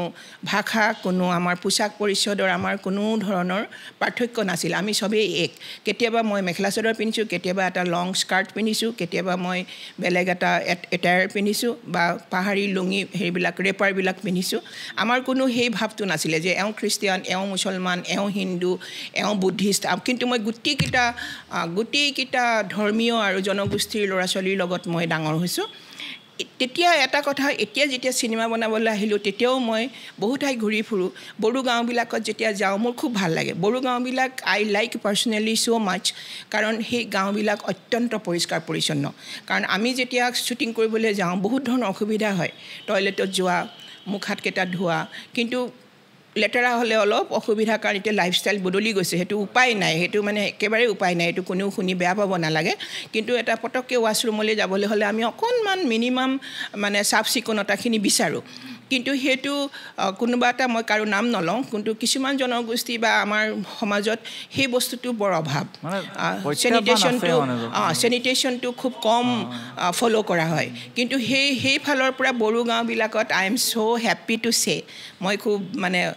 ভাল পাওঁ কথাটো কৈ সদায় কওঁ যে তেওঁলোকৰ বাথৰুমটোলৈ গ'লে ইমান ধুনীয়া পৰিষ্কাৰ ইমান পৰিষ্কাৰ নহয় ধুনীয়াকৈ আৰু তেওঁলোকৰ বিচনাখন ইমান ধুনীয়াকৈ পাৰি থয় মই দুপৰীয়া অকণমান ৰেষ্ট লওঁ আধা ঘণ্টা 1 ঘণ্টা মই গৈ তাত শুব পাৰোঁ পাতি এখন পাৰি দিয়ে গামোচাখন তাতে পাৰি দিয়ে গাৰুটোত মোৰ বিৰাট ভাল লাগে তেওঁলোকৰ খাদ্যটোও মই খুব ভাল পাওঁ খুব মানে তেল নথকা সিজোৱা অলপ খাৰ দিয়ে সেই ধৰণৰ সেইটো গতিকে কি হয় তেওঁলোকৰ লগত মই ইমান বেছি মানে মই নাজানো কিবা এটা কথাত মোৰ এটা ইনডাইৰেক্ট সম্পৰ্ক আছে আৰু মই খুব ভাল পাওঁ তেওঁলোকৰ তাত কাম কৰি ঠিক তেনেকৈ মিচিং গাঁৱলৈ গ'লোঁ মিচিং মানুহখিনি একচুৱেলি মই লাইফষ্টাইলৰ কথা নকওঁ সেইটো লৈ পেলাই তাত মই প্ৰেছ মিটতো কৈছিলোঁ যে সেইটো মিচিঙত ইমান ডাঙৰ ডাঙৰ IAS অফিচাৰ আছে DC আছে বহুত ডাঙৰ ডাঙৰ ইঞ্জিনিয়াৰ আছে মন্ত্ৰী আছে কিন্তু আপোনালোকৰ ইয়াত চেনিটেশ্যনৰ ব্যৱস্থাটো তেওঁলোকে কিয় কৰি দিয়া নাই আধুনিক কিয় হোৱা নাই মই সেইটো কিন্তু তেতিয়া মুকলিকৈ কৈছিলোঁ আপুনি কয়াতখন যেতিয়া কৰিবলৈ গৈছিলে তেতিয়া বহুত কষ্ট পাইছোঁ বহুত কষ্ট পাইছোঁ কিন্তু আকৌ মিচিং মানুহখিনিৰ এটা বস্তু সাংঘাতিক সুন্দৰ সেইটো হৈছে তেওঁলোকৰ ক্ৰিয়েটিভিটি মোৰ তেওঁলোকৰ যিটো সৃষ্টিশীলতা মানে ভাবিলে আচৰিত লাগে যে গংগামোহন মিলি কবিতা মই কবিতা সেই বৈভৱৰ দিনত মোক মৃণালে খুব কিতাপ পঢ়ুৱাই ময়ো কিতাপ পঢ়ি ভাল পাওঁ সি জানে সি সদায় এনেকৈ মেৰিয়াই পকেটৰ কিতাপ এখন লৈ আনে ক'ৰবাৰ পুৰণি কিতাপ জাৰ্মানত হেৰিত ইটালী বা যিকোনো দেশৰ ফৰেন সাহিত্য এদিনাখন ক'লে বাইদেউ ইয়াৰ কবিতা পঢ়িছেনে মই কৈছোঁ নাই পঢ়া কৈছে ই পঢ়িব বহুত সুন্দৰ তেতিয়া গংগামোহন মিলি মই লগ পোৱা নাই কেতিয়াও বহুত সৰু ল'ৰা চাগে তেতিয়া তাৰপিছতে আকৌ দেখিলোঁ অনিল পাঙিন তেওঁ ইমান ধুনীয়া গল্প লিখে সৰু সৰু উপন্যাসিকা লিখে মানে দে আৰ ছ' গুড ইমান ক্ৰিয়েটিভ বাকীটো মিচিং আৰু কেইবাজনো আছেই জানাই যে তেওঁলোকে খুব ভাল কাব্য চৰ্চা কৰে হয় না ভাল সাহিত্যিক তেওঁলোকৰ সাহিত্য চৰ্চা বৰ সাংঘাতিক তাৰমানে কাৰণ তেওঁলোকৰ নিজৰ শিপাটো তাত প্ৰতিফলিত হয় সেইটো এটা বহুত ডাঙৰ কথা সেইকাৰণে অনিল পাঙিঙৰ লিখাটোত মই খুব ভাল পালোঁ য'ত তাৰমানে মিচিং সমাজখন প্ৰতিফলিত হৈছে আৰু সেইটো আমাৰ নিচিনা ফিল্ম মেকাৰৰ কাৰণে সেইটো খুব দৰকাৰ আমি চিনেমাত সেই সমাজখন ৰিফ্লেক্ট কৰোৱাব বিচাৰোঁ সেইটো আমাৰ দায়বদ্ধতা বুলি মই ভাবোঁ তাৰপিছতে তেওঁৰ সেইখন কয়াদ উপন্যাসখন সৰু উপন্যাসিকা নভেলেট এখন মেগাজিনত প্ৰকাশ হৈছিল সেইখন মোক দিলে যেতিয়া মই লিখিলোঁ চিত্ৰনাট্য লিখা আৰম্ভ কৰিলোঁ তেতিয়া মোৰ মনত লাগিলে যে মই কিয় এইখন অসমীয়াত মই কৰিম কাৰণ সেইখন অসমীয়াৰ উপন্যাস অসমীয়াত লিখা কিন্তু গোটেই বস্তুটো মিচিং তেওঁলোকৰ গোটেই পটভূমিটো মিচিং মই কৈছোঁ অসমীয়া এক্টৰ লৈ যদি মই কৰোঁ মিচিঙত কথাটো নোৱাৰিব ক'বলৈ অসমীয়াত ক'ব বস্তুটো খাপচাৰা হৈ যাব ফুটি নুঠিব চ' আই ডিচাইডেড যে নাই মই মিচিঙত বনাম ঠিক তেনেকৈ বড়ো ভাষাৰ যিখন দাউহুদুনি মেঠাই সেইখন যেতিয়া কৰিলোঁ ৰশ্মিৰেখাৰ খুব ধুনীয়া গল্প এইটো দাউহুদুনি মেঠাই সেইটো অসমীয়াত লিখা কিন্তু তো সেইটোও মই ভাবিলোঁ একদম বড়ো পটভূমিলৈ এটা ৰাজনৈতিক এটা দৃশ্যপট গতিকে সেই ৰাজনৈতিক হেৰিটো যদি মই বড়ো ভাষাত কৰোঁ হোৱাই নট তাৰপিছতে আৰু পিছত আহিলে য়ছে দৰ্জে থংচি মোৰ খুব ফেভৰিট ৰাইটাৰ আমাৰো হয় বাৰু তাৰপিছতে কি হ'ল তেওঁৰ কেইবাখনো উপন্যাস মোৰ খুব প্ৰিয় তাৰে ভিতৰতে যিখন সহকতা মানুহ আছিলে কিন্তু সেইখন টেকনিকেলি কৰিবলৈ অসুবিধা আছিলে গতিকে সেইখন কৰিব নোৱাৰিলোঁ আৰু তাৰপিছত এইখন বিষকন্যাৰ দিশত আৰু ইণ্টাৰেষ্টিং কথা এইখিনি আপুনি জনগোষ্ঠীসমূহৰ বিষয়ে যেতিয়া প্ৰতিফলিত কৰিব গৈছিলে প্ৰত্যাহ্বানৰ কথা ক'লে আৰু আচৰিত কথা দৰ্শকসকলে হয়তো বহুতে নাজানিব পাৰে আমাৰ বিশেষকৈ নৱপ্ৰজন্মৰ বহুত ভিউৱাৰ্ছ আছে তেওঁলোকে নাজানিব পাৰে ইমান কষ্ট আৰু ইমান প্ৰত্যাহ্বানৰ মাজেৰে চিত্ৰনাট্য ৰূপ দিয়া এই চলচ্চিত্ৰকেইখনে কিন্তু ৰাষ্ট্ৰীয় চলচ্চিত্ৰ মহোৎসৱৰ বঁটা পাবলৈ সক্ষম হৈছিলে ৰাষ্ট্ৰীয় বঁটাৰে অসমলৈ বা সেই জনগোষ্ঠীটোৰ কাৰণে গৌৰৱ কঢ়িয়াই আনিছিলে বঁটাটোতো ডাঙৰ কথা নহয় বঁটাটো ঠিক আছে বঁটাটো পাইছোঁ ভাল কথা স্বীকৃতি পাইছোঁ কিন্তু আটাইতকৈ ডাঙৰ কথা হৈছিলে যে আমাৰ চিনেমা কেইখনত উত্তৰ পূৰ্বাঞ্চলৰ এখন সঁচা ছবি তাত তাৰমানে প্ৰতিফলন হৈছিলে আৰু সেইকাৰণে বাহিৰৰ যিবোৰ ডেলিগেটছ আনকি ফ্ৰান্সৰ যিজন হেৰি আছিলে এম্বেচিৰ তেখেতেও কৈছে যে I never knew that India has this colour মানে কয়াত চাই তেওঁ ইমানেই অভিভূত কনচুল জেনেৰেল যিজন আছিলে তেওঁ কৈছে যে মই ভাবিবই নোৱাৰোঁ যে ইণ্ডিয়াত এনেকুৱা কালাৰ আছে তাৰপিছতে সেইখন চিনেমা বহুত পাঠ্যক্ৰমতো আছে কয়াত তাৰপিছতে কি হয় সেই ভাষাটো কাৰণ আজিকালি ইংলিছ ছাবটাইটেল থাকে অসুবিধা নাই চবেই বুজি পায় গতিকে সেই ভাষাটোৰ নিজস্ব এটা মিথছ এটা ধুনীয়া এটা বিউটি আছে গতিকে মই ভাবোঁ যে এই যে জনগোষ্ঠীখিনিৰ কাহিনীবোৰ তেওঁলোকৰ ভাষাত আৰু আটাইতকৈ ডাঙৰ কথা তেওঁলোকৰ মানুহলৈ মই কৰিছোঁ কোনো প্ৰফেশ্যনেল আৰ্টিষ্ট নহয় এতিয়া সেইবোৰ ভাষাটো আমাৰ প্ৰফেশ্যনেল আৰ্টিষ্টে নোৱাৰে মিচিং বা পাংচেন বা কমিউনিটিত আৰ্টিষ্ট নায়েই মিচিঙত হয়তো দুই এজন ওলাব এতিয়া ওলাইছে বহুত তেওঁলোকে কৰে কাম কিন্তু পাংচেন পা যিটো ভাষাত অৰুণাচলত কৰিলোঁ তেওঁলোকৰ কোনো আৰ্টিষ্ট নাই গতিকে সেইখিনি আমি থলুৱা আৰ্টিষ্টক লৈ মানে মানুহক লৈ ধৰি আনিছোঁ ৰাস্তাৰ পৰা তেওঁলোকে আৰ্টিষ্ট ৰূপে প্ৰতিষ্ঠিত কৰাই দিছে আৰু তেওঁলোকে কি সুন্দৰ কাম কৰিছে ভাল কাম কৰিছে হয় গতিকে সেই যে বেলেগ বেলেগ ভাষাৰ কৰিবলৈ ল'লোঁ সেইটো এটা চেণ্টিমেণ্টেল ৰিজন যে আমি কেতিয়াও আমাৰ বাৰে বৰণীয়া যিটো আমাৰ বাৰে ৰহণীয়া যিটো আমাৰ সংস্কৃতি উত্তৰ পূবৰ সেইটো আমি ভাগ কৰি পাহৰি গ'লোঁ আচলতে সেইটো হয় কিন্তু ৰামধেনু এখন যেনেকৈ 7টা ৰং হ'লে নহ'লে তেনেকৈ মই ভাবোঁ উত্তৰ পূৰ্বাঞ্চলো এই বিভিন্ন জনগোষ্ঠীবোৰ নহ'লে এটা মাত্ৰ জনগোষ্ঠীলৈ ৰংটো কিন্তু উকা হয় তাৰপৰা বাইদেউ আপুনি আকাশী তৰাৰ কথাৰে প্ৰথম এখনত চলচ্চিত্ৰখনত প্ৰথম ৰজত কমল পাইছিলে হয় আকাশী তৰাৰ কথাৰে এখনত কি আছিলে মানে বিষয়বস্তু কি আছিলে তাতো সেই এগৰাকী উচ্চ শিক্ষিতা মহিলাৰ কাহিনী এইটো আচলতে মই একে বহাতে এই চকীখন যে দেখিছা সেইখিনি তাতে বহি এদিন এবেলাত গল্পটো লিখিছিলোঁ গল্পটো প্ৰকাশো পাইছিল তাৰপিছতে এগৰাকী প্ৰডিউচাৰ আহিল তেখেতে ক'লে যে এখন ভাল চিনেমা বনাব মই ক'লোঁ কি চিনেমা কৈছে নাই এনেকুৱা মানে মহিলাৰ ওপৰত হ'লে ভাল মই কৈছোঁ ঠিক আছে মোৰ দুটামান গল্প আছে পঢ়ি চাবা তেতিয়া তেওঁ সেই আকাশী তৰাৰ কথাৰ নামটো বেলেগ আছিলে গল্পটো সেই গল্পটো পচন্দ কৰিলে কিন্তু চিনেমাৰ কাৰণে গল্পটো অলপ এক্সপাণ্ড কৰিব লগা হ'ল তাত আছিলে যে এগৰাকী খুব উচ্চ শিক্ষিতা মহিলা ছোৱালী তাই ৰিচাৰ্চ কৰি আছিলে PhD কৰি আছিলে গাঁৱে ভূঞে ঘূৰি ফ'কলৰৰ ওপৰত কিন্তু তেনেকৈ ঘূৰি ফুৰোঁতে কিবা অফিচিয়েল কামত এগৰাকী DCৰ লগত চিনা পৰিচয় হ'ল DC গৰাকীয়ে তেওঁক বিয়াৰ প্ৰস্তাৱ দিলে তাৰপিছতে তেওঁ কামটো আধৰুৱা হৈ গ'ল কিন্তু বিয়াৰ পিছত কিন্তু তেওঁ ভাবিছিলে যে তেওঁ কণ্টিনিউ কৰিব তেওঁৰ ৰিচাৰ্চখিনি PhDটো কমপ্লিট হ'ব কিন্তু তেওঁ ভবামতে নহ'ল কাৰণ সেই পুৰুষজন আছিল সাংঘাতিক পুৰুষ তো তেওঁ মানে তেওঁ ক'লে যে এতিয়া তোমাৰ পৰিচয় মোৰ পৰিচয় তোমাৰ পৰিচয় তুমি এতিয়া ইমান এখন ডাঙৰ সমাজত আহিছা মোৰ গোটেই ঘৰখন চোৱা চিতা কৰিছা ইমান আলহী দুলহী সকলোকে তুমি অভ্যৰ্থনা মানে চোৱা চিতা কৰিব লাগে এজন ডিচিৰ ঘৈণীয়েক কিমান মানে ছ'চিয়েলি ব্যস্ত গতিকে তুমি আৰু কিয় গাঁৱে ভূঞে ঘূৰি পেলাই এই কষ্টবোৰ কৰিব লাগে গতিকে তেওঁ মানি ল'লে আৰু তেওঁ মানে যেতিয়া নিদিলে হাজবেণ্ডে তাই প্ৰতিবাদ কৰিব নোৱাৰিলে দুটা ল'ৰা ছোৱালী হ'ল সিহঁতো ডাঙৰ হ'ল হোষ্টেলত গ'ল ডাঙৰ হৈ বাহিৰত পঢ়িবলৈ গুচি গ'ল এতিয়া সেই মহিলাগৰাকী মানে একদম অকলশৰীয়া কাৰণ তেওঁৰ ডিচি হাজবেণ্ড এতিয়া আৰু ডাঙৰ অফিচাৰ হ'ল লাহে লাহে তেওঁ ৰিটায়াৰমেণ্ট হ'ব ৰিটায়াৰমেণ্টৰ পিছত তেওঁ পলিটিক্সৰ কথা ভাবিছে তেওঁ পলিটিক্সত জইন কৰিব বাট হোৱাট এবাউট দিছ ওমেন ইমান এগৰাকী শিক্ষিত মহিলা কিন্তু তেওঁৰ একোৱেই নকৰিলে একোৱেই কৰা নহ'ল এতিয়া ঘৰখনতনো কি কৰিব গিৰিয়েক নিজক লৈ ব্যস্ত ল'ৰা ছোৱালী গুচি গ'ল তো এতিয়া সেই অকলশৰীয়া যিটো একাকিত্ব কিন্তু তেওঁ যেতিয়া ৰিচাৰ্চ কৰি ঘূৰি ফুৰিছিলে তেতিয়া তাৱৈ বুলি কয়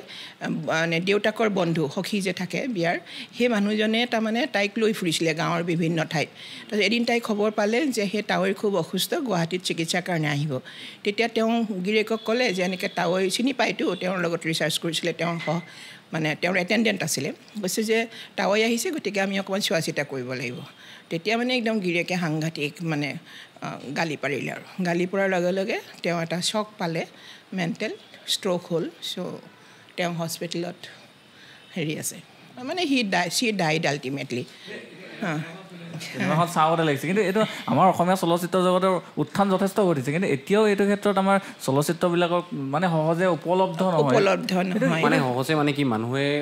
মানুহে চাবলৈ যিটো আগ্ৰহ মানে এনেকুৱা হৈ যায় নেকি ক'ৰবাত যে মানে পইচা নিদিয়াকৈ চাবলৈ পালেহে চাম তেনেকুৱা ধৰণৰ এটা মানসিকতা থকাৰ কাৰণে সেইটো মই নকওঁ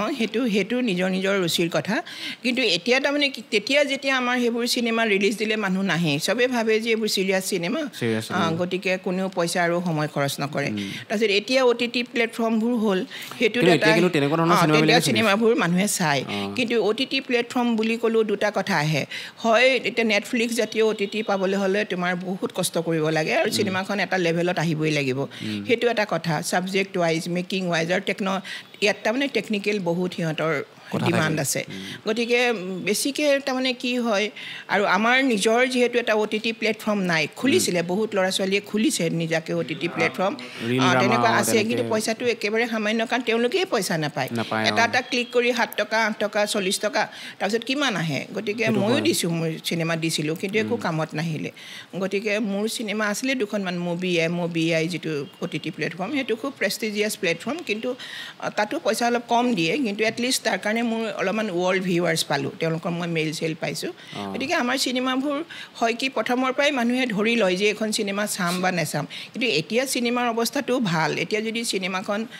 যদি চিৰিয়াছ ধৰ্মীও হয় মানুহে তাতো কিছুমান যদি কিবা এটা বিচাৰি পায় তেওঁলোকে চাবলৈ যায় কিন্তু মাজতে সেইটো নাছিলে এতিয়া মই নকওঁ যে অসমীয়া চিনেমাৰ অৱস্থা বেয়া কিছুমান আহে আৰু গুচি যায়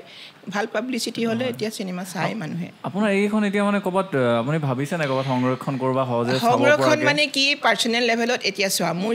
বহুত চিনেমা ধৰা বহুত ইনষ্টিটিউটত ক্লাছৰুমৰ হেৰি হিচাপে আছে বহুত ফেষ্টিভেলত আছে তেওঁলোকৰ কালেকশ্যন আছে তাৰপিছতে পাৰ্চনেলি কোনোবাই বিচাৰিলে মই লিংকবিলাক দি দিওঁ মোৰ যিহেতু কমাৰ্চিয়েল হেৰিটো মই কেতিয়াও ভবাই নাছিলোঁ গতিকে টাৰ্গেট অডিয়েঞ্চ ইউটিউবত আপলোড কৰিব আপোনাৰ নিজৰ এটা প্ৰডাকচন ষ্টাৰ্ট মই ইমান টেকন'চাৰ চেভি নহয় মই ছোৱালী এজনীক মোৰ এছিষ্টেণ্ট এজনীক কৈছোঁ এইখিনি চোৱাৰ প্ৰয়োজন আছে কৰি দিলে মই দিম গোটেইখিনি চিনেমা চবে চাওঁ কৰি থাকে এতিয়া মই দিম লাহেকৈ আমি আশা কৰিছোঁ দৰ্শকসকলে সোনকালে চাব পাৰিব ইউটিউবত হ'লে কাৰণ কয়া হেৰি এইবিলাক চবে চাব খোজে আমি মানে অনুষ্ঠানৰ শেষৰ ফালে আগবাঢ়িছোঁ আৰু কৰিব লাগিব আমি সময়ৰ প্ৰতি লক্ষ্য ৰাখি আমাৰ এইকেইদিনতে আমি অসমবাসীয়ে বহুত ডাঙৰ এটা শোক পালোঁ মানে জুবিন গাৰ্গৰ যিটো মৃত্যু আপোনাৰ মানে তেওঁৰ লগত কেনেকুৱা ধৰণৰ সম্পৰ্ক আছিল বা তেওঁক কেনেদৰে পাইছিল যেহেতু আপুনি চলচ্চিত্ৰৰ লগত জড়িত জুবিন গাৰ্গৰ কথাটো এনেকুৱা মোৰ দ্বিতীয়খন চিনেমা আছিলে অন্য এক যাত্ৰা তাত নাচ গান চব আছিলে তো আমি তেতিয়া ভাবিলোঁ যে জুবিনে গানকেইটা গাব 5টা গান আছিলে তো জুবিনক যেতিয়া এপ্ৰ'চ কৰিলোঁ তেওঁ তেতিয়া গাবলৈ ৰাজি হ'ল খালি মোক চবে সাৱধান কৰিছিলে যে যিহেতু তেওঁ ৰাতিহে কাম কৰে গতিকে আপোনাৰ অকণমান অসুবিধা হ'ব নেকি মই ক'লোঁ নাই মই মেনেজ কৰিম মোৰ এটা সাংঘাতিক আত্মবিশ্বাস আছে মই যদি কওঁ জুবিনক নিশ্চয় মোৰ কথাটো মানিব মোৰ এটা সেইটো সাংঘাতিক বিশ্বাস কাৰণ মই খুব চিৰিয়াছলি কাম কৰোঁ আৰু মই ভাবোঁ যে এজন ক্ৰিয়েটিভ মানুহ হিচাপে জুবিনো চিৰিয়াছ লৰাই কিন্তু তুমি কেনেকৈ ব্যৱহাৰ কৰিছা তেওঁ সেইটো তোমাৰ ওপৰত কথা তুমি কেনেকৈ বিচাৰিছা তাৰপিছতে যেতিয়া আমি ৰূপম তালুকদাৰৰ এইটো শব্দৰূপা ষ্টুডিঅ'ত তাত কৰিবলৈ ল'লোঁ গানৰ ৰেকৰ্ডিং সুৰটো কৰিছিলে ঋষি দুৱৰা বুলি ঋষি আৰডি তেওঁ মোৰ বৈভৱৰো মিউজিক কম্প'জাৰ আছিলে খুব ধুনীয়া সুৰ কৰিছিলে তাৰপিছতে তৰালীয়ে গাইছে গান আৰু তৰালীয়ে গাইছে আৰু এতিয়া যে আছে কল্পনা পাটোৱাৰী তেওঁ গাইছিলে এটা গান এইবোৰ চব ঠিক হ'ল তো জুবিন তেতিয়া এইখিনিতে ভঙাগড়ত থাকে তো চবেই কয় যে তেওঁতো ৰাতি 12টাৰ পিছতহে আহিব তো মোৰ কাৰণে অলপ অসুবিধা হয় মোৰ অসুবিধা একো নহয় কিন্তু যিহেতু মই ক'লোৱে যে মই এখন ঘৰৰো মানে হেৰি নহয় জানো দায়িত্ববাহী গতিকে অলপ অসুবিধা আৰু মই গোটেই ৰাতিটো বাহিৰত থাকিব নোৱাৰোঁ ঠিক আছে মই ফিজিকেলি পাৰোঁ এতিয়াও মোৰ শ্বুটিং কেতিয়াবা ৰাতিপুৱাই যায় তাৰপিছতে মই জুবিনক ফোন কৰিলেতো নধৰে বাৰু ঠিক আছে গ'লোঁ যাওঁ তাৰপিছতে মই এবাৰ নিজে গৈছোঁ তেওঁ শুই আছে ল'ৰাকেইজনে ক'লে নাই জুবিন দা উঠাই নাই মোৰ ক'ত আছে এই সিটো ৰুমত আছে মই সোমাই গ'লোঁ তো জুবিন তেতিয়াও মূৰে গায়ে কাপোৰ লৈ শুই আছে মই এই জুবিন উঠা আমাৰ হেৰি 5টাৰ পৰা ৰেকৰ্ডিং আছে নহয় তাৰপিছতে ই এনেকৈ মানে বাগৰ দিয়ে কৈছে নাই মই মানে কাপোৰখন তাক এনেকৈ দাঙি পেলাই মই ব'লা এনেকৈ মই ক'ব খোজোঁ 2টা বজাৰ পিছত তাৰপিছতে কৈছে এই নকৰিবচোন এনেকৈ কয় খুব মৰমৰ মানে নিজৰ ল'ৰাক যেনেকৈ কওঁ সিও তেনেকুৱা আৰু মানে ইমান মানে সেই মৰমটো মই বুজাব নোৱাৰিম তাৰমানে জুবিনক অকৃত্ৰিম ভাল পোৱা মানে সি মানে একদম মৰমতে মই কিন্তু বাহিৰত বহি আছোঁ তুমি এতিয়াই মুখ হাত ধুই ওলাই আহা মোৰ তাত খাবা কিবা এটা then will go' for recording ঠিক আছে আপুনি যাওক ইয়াৰ পৰা এনেকৈ কয় তাৰপিছত ল'ৰাকেইটাই মই নিজেই দেখিছোঁ টুথব্ৰাছত লগাই দিয়ে সি মুখ চুখ ধুই কিন্তু অলপ পিছতে গা পা ধুই ফ্ৰেছ হৈ ওলাই আহে তেতিয়া এই নতুনকৈ এই ঘৰটো লৈছোঁ এইবোৰ ফাৰ্নিচাৰ একোৱেই নাছিলে সেই সিফালৰ ৰুমটোত খালি মজিয়াত কাৰ্পেট এখন পাৰি দিছোঁ তাতে বেডশ্বীট এখন পাৰি দিছোঁ তুমি এতিয়া ইয়াতে বহা তুমি হাউচ এৰেষ্ট এতিয়া মই তেনেকৈ কথা কওঁ তুমি এতিয়া হাউচ এৰেষ্ট তুমি ইয়াৰ পৰা ক'তো যাব নোৱাৰা সি একো নাই আৰু তাৰপিছতে আমি আদা চাদা মাৰোঁ তাক খাবলৈ কিবা কিবি দিওঁ তাৰপিছতে আমি 5টাৰ আগে ষ্টুডিঅ'লৈ যাওঁ সি তেনেকৈ খুব ধুনীয়াকৈ এটা গান মই কৈছিলোঁ 2টা গান নচিকেতা সেই সময়ত নচিকেতাৰ লগত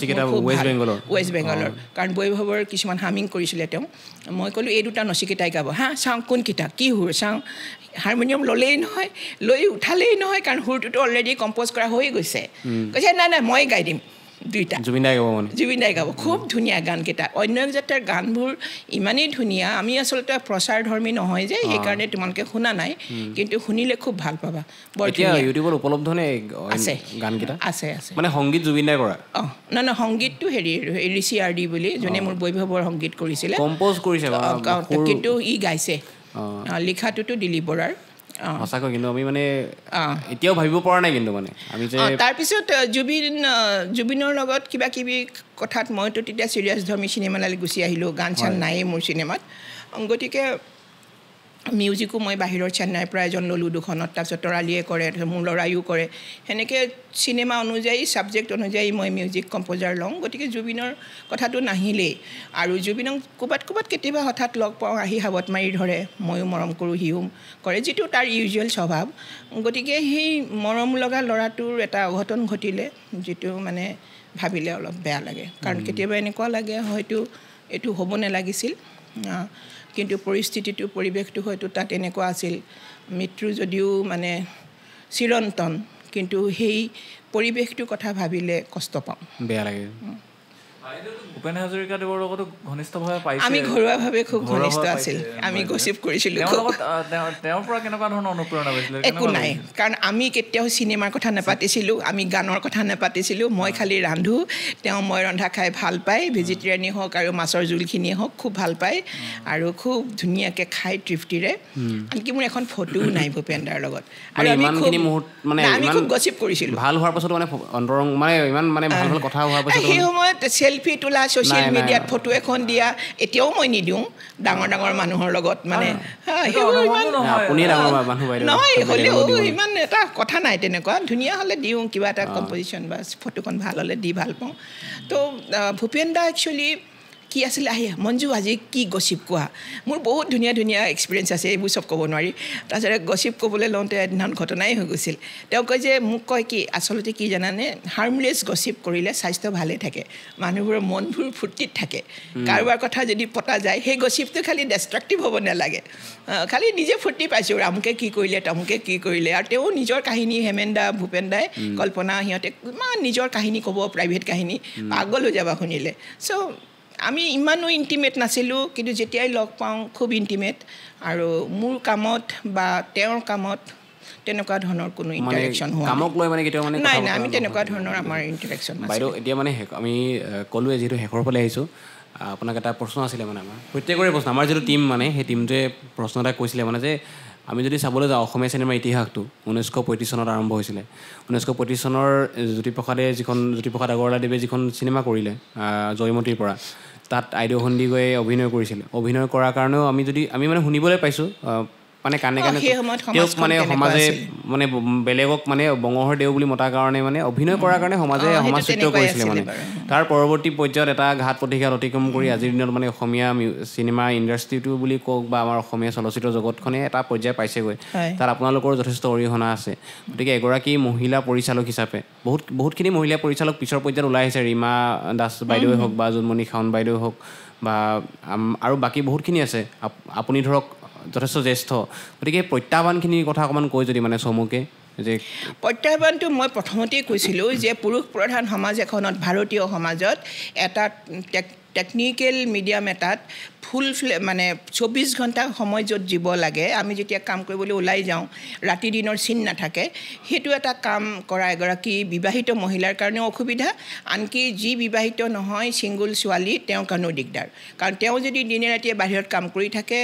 সকলোৱে এটা বেলেগ দৃষ্টিৰে চাব নহ'লে এক্সপ্লইটেড হ'ব ইন দ্য ফিল্ড কাম কৰা যিবোৰ কৰ্পৰেট হাউচত কিন্তু এতিয়ালৈ বহুত পৰিৱৰ্তন হ'ল আমি যি সময়ত আহিছিলোঁ তেতিয়া সেই সময়ত আমাৰ ওপৰতে বিশ্বাস নাছিলে যেনেকৈ মহিলাই গাড়ী চলালে পুৰুষসকলে সদায় বেয়া পায় এই কি চলাইছে এই কি কিয় এইটো ৰং ৱে লৈছে কিয় তাৰমানে সদায় এটা ডিছক্ৰিমিনেশ্যন সদায় থাকে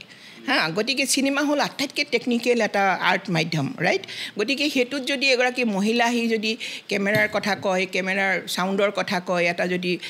মানে গোটেই ছেট হৈ যোৱাৰ পৰা আৰম্ভ কৰি যেতিয়া চব কৰে প্ৰথমতে চবৰে এটা সন্দেহ থাকে আৰু ভাবে যে আৰু বহুতে ভাবে যে তেওঁ পইচা পাতি আছে তেওঁ চিনেমা বনাবলৈ ফ্ৰী হৈছে আহিছে প্ৰথমতে তেওঁৰ সেই টেলেণ্টটোক তেওঁৰ কেপেবিলিটিটোত গুৰুত্ব নিদিয়ে আৰু সেইটো খুব দুখৰ কথা কিন্তু মই ভাবোঁ আৰু এটা সমীক্ষা মতে তোমালোকে জানিবা যে গোটেই পৃথিৱীৰ ভিতৰতে টেকনিকেল পাৰ্চন যিটো ৰেচিঅ' সেইটো ইণ্ডিয়ান মহিলাৰ যিটো ৰেচিঅ' মানে আটাইতকৈ সংখ্যা আটাইতকৈ ইণ্ডিয়ান মহিলাৰেই কিন্তু বেছি টেকন'ক্ৰেট মানে মহাকাশলৈ যোৱাই হওক চাইণ্টিষ্টেই হওক পলিটিকেল লিডাৰেই হওক টেকনিকেলি চাউণ্ড সংখ্যা ৰেচিঅ' ৱাইজ গোটেই পৃথিৱীতে ইণ্ডিয়াতেই বেছি ভাৰততেই বেছি গতিকে মহিলাসকলৰ বা ছোৱালীবিলাকৰ ফুল কেপাচিটি বিকজ চোৱা এতিয়ালৈ সেইটো কোনো সমস্যা নাই এতিয়াৰ সমাজখনত বহুত উন্নতি হ'ল বহুত ইকুৱেল হ'ল কিন্তু তথাপিও এটা সন্দেহ থাকিয়েই যায় অলপ সন্দেহ বা ছোৱালীজনী অকণমান এক্সপ্লইটেশ্যনৰ বলি হ'বই লাগে কাৰণ এতিয়াও আমাৰ মানুহখিনি ইমানো বেছি উদাৰ মনৰ বা ইমানো বেছি সভ্য হোৱা নাই যে ছোৱালী এজনীৰ লগত কাম কৰিলে যিখিনি ডিচেঞ্চি মেইনটেইন কৰিব লাগে সেইখিনি তেওঁলোকে হয়তো তেওঁলোকৰ এটিটিউডটোৰ কাৰণে সেইটো কৰিব নোৱাৰে কৰা নাই সেইটো আছেই এতিয়া শেষত আমি আপোনাৰ এতিয়া কিবা পৰিকল্পনা বা কি কামত এতিয়া ব্যস্ত পৰিকল্পনা মানে একচুৱেলি কি হ'ল এতিয়া আমি ৰৈ গ'লোঁ ন এতিয়াতো একো কাম নহ'ব মোৰ ৰূপতীৰ্থৰ যাত্ৰী যিখন জ্যোতিপ্ৰসাদৰ ওপৰত বেছ কৰি লিখা উপন্যাস আব্দুল মালিকৰ সেইখনৰ শেষ পৰ্যায়ৰ কাম আছিল এই লাষ্ট এতিয়া বেকগ্ৰাউণ্ড মিউজিক তৰালীয়ে কৰি আছে মই চেন্নাইত গৈ চিনেমাখন শেষ কৰি অনাৰ কথা এডিটিং হৈ গ'ল চাউণ্ড হৈ গ'ল চব হৈ গ'ল কিন্তু এতিয়া যিহেতু মোৰ প্ৰডিউচাৰো অলপ টেনশ্যনত আছে বা অসমত এতিয়া একো কাম কৰাৰ পৰিৱেশ নাই মই ৰৈ দিছোঁ অকণমান তাৰপিছতে মই এখন ইণ্ডো ইজৰাইল কো প্ৰডাকশ্যন কৰিলোঁ হিন্দী আৰু ইংলিছত সেইটো ইজৰাইলৰ এজন খুব নাম কৰা ডাইৰেক্টৰ তেখেত আহিলে প্ৰডিউচাৰ ডাইৰেক্টৰ হিচাপে ময়ো প্ৰডিউচাৰ ডাইৰেক্টৰ এখন হিন্দী আৰু ইংলিছত দুটা ভাষাত আমি এখন চিনেমা কৰিলোঁ সেইখনো ৰিলিজ হোৱাৰ কাৰণে ৰেডি চেঞ্চৰ হ'ব অলপতে তাৰপিছতে আৰু এখন চিনেমাৰ প্ৰপ'জেল এটা আছে আৰু দুখন আছে আচলতে কিন্তু মই আচলতে একেলগে অসুবিধা পাই আছোঁ এইখনৰ পৰা ৰূপতীৰ্থৰ যাত্ৰীৰ পৰা ওলাই আহিলে সেই দুখন চিনেমাত মই হাত দিম আৰু আচ্ছা আপোনালোক কথা পাতি আমাৰ বহুত ভাল লাগিলে আৰু ইমান মানে সহজ সৰলকৈ কথাখিনি পাতিছে। আৰু মোৰ মানে ব্যক্তিগতভাৱে এটা বস্তু ভাল লাগিছে, আপুনি কৈছিলে যে প্ৰথমতে মই ইংৰাজী মাধ্যমত অধ্যয়ন কৰিছিলোঁ, কিন্তু আপোনাৰ মানে অসমীয়াটো কিন্তু অসমীয়াৰ সেইটোৱেই ইমান ধুনীয়াকৈ মানে কথাখিনি কৈছে আমাকো, ইমান ধুনীয়াকৈ মানে আমি যিখিনি প্ৰশ্ন সুধিছোঁ আপুনি ইমান মৰম লগাকৈ উত্তৰ দিছে, আপোনাৰ যিখিনি মানে জীৱন প্ৰক্ৰিয়া গোটেইখিনি তুলি ধৰিছে, আমাৰ খুব ভাল লাগিছে। আৰু আপোনাৰ নিচিনা মানে আপোনাৰ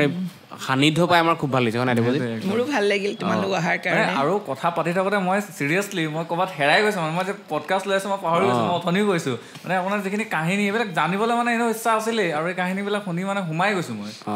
আৰু এইখিনি জনোৱাৰ কাৰণে আমি জানিবলৈ আমাক সুবিধা দিয়াৰ কাৰণে আপোনাক একেবাৰে কৃতজ্ঞতা জ্ঞাপন কৰিছোঁ। বেকবেঞ্চাৰ্ছৰ পৰা আমাৰ যিটো পডকাষ্টটো দি বেকবেঞ্চাৰ্ছ বুলি আছে, আমাৰ গোটেই পৰিয়ালটোৰ তৰফৰ পৰা আপোনাক ধন্যবাদ জ্ঞাপন কৰিছোঁ, আপোনাৰ সুস্বাস্থ্য কামনা কৰিছোঁ, বহুত শুভেচ্ছা থাকিল, আৰু ভাল ভাল কাম কৰি যাওক আৰু ভাল হওক। মুঠতে লগ পাম ডিব্ৰুগড়লৈ, আকৌ বহিম। ডিব্ৰুগড় আহিলে আমাক আমি নিজে যাম লগ কৰিবলৈ। নাই একো নাই, ঠিকে আছে। বাকী আপোনাৰ যিখিনি পৰিকল্পনা আছে সেইখিনিও সুন্দৰভাৱে হৈ উঠক, তোমালোকৰো এইটো পডকাষ্টটো সফল হওক। ধন্যবাদ, বহুত শুভেচ্ছা থাকিল। চাই থাকিব দ্য বেকবেঞ্চাৰ্ছ। Thank U.